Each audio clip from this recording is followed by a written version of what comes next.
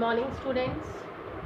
Previous class के अंदर मैंने आप लोगों को शीत युद्ध वाला जो चैप्टर है हमारा, उसकी एक भूमिका और कुछ जानकारी जो है मैंने आपको दी थी क्यूबाई मिसाइल संकट के बारे में। आज हम इसी क्रम में आगे जो हमारा टॉपिक आता है वो आता है शीत युद्ध के क्या कारण रहे हैं, क्या रीज़न था जिसके कारण से दुनिया को या अमेरिका और सोवियत संघ जो है उसके मध्य में शीत युद्ध हुआ।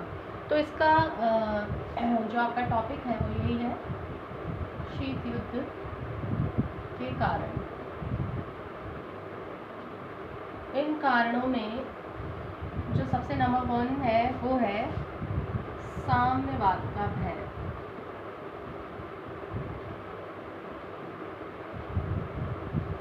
देखो, प्रीवियस क्लास के अंदर मैंने आप लोगों को बताया था कि अमेरिका जो है उसकी अर्थव्यवस्था जो है वो पूंजीवादी अर्थव्यवस्था थी और सोवियत संघ जो है उसकी अर्थव्यवस्था जो है वो साम्यवादी अर्थव्यवस्था थी। तो ब्रिटेन और अमेरिका दोनों जो है वो इस बात से भयभीत थे कि कहीं साम्यवाद जो है उसका प्रसार न हो जाए।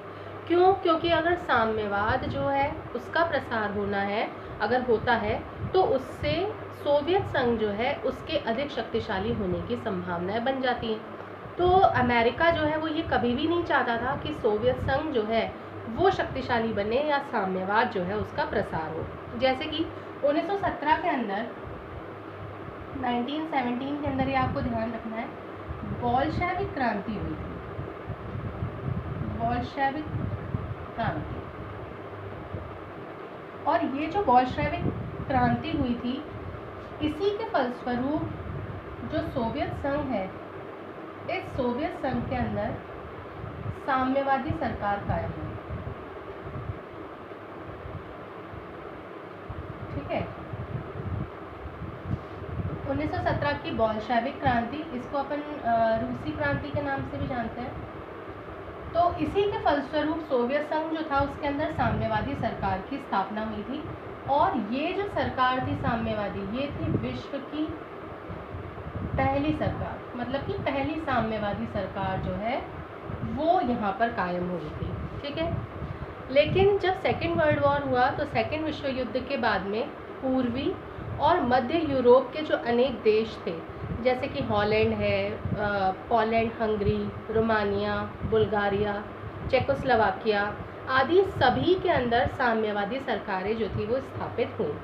तो कहने का मतलब था कि साम्यवाद जो है उसका एक तरीके से प्रसार हो रहा था, और साम्यवाद के प्रसार का मतलब यही था कि सोवियत संघ जो है उसका अधिक शक्तिशाली होना। जब 1949 के अंदर चीन में गृह युद्ध हुआ, ये भी आप ध्यान रखेंगे, 1949 के अंदर चीन में गृह युद्ध हुआ, तो इस गृह युद्ध के बाद में भी, इस गृह युद्ध में भी अगर आप देखेंगे तो यहाँ पर साम्यवाद की जीत हुई थी। मतलब कि चाइना जो है यहाँ पर भी किसको अपना लिया गया था, यहाँ पर भी साम्यवाद को अपना लिया गया। ठीक है, तो हर जगह पर कहने का मतलब है कि सोवियत संघ के अंदर भी साम्यवादी सरकार कायम हो सकी थी, चाइना के अंदर भी हो चुकी थी, और भी जो मैंने आपको भी बताया, हंगरी, पोलैंड, रोमानिया, चेकोस्लोवाकिया, यहाँ सभी पर साम्यवादी सरकारें जो है वो कायम हो चुकी थी।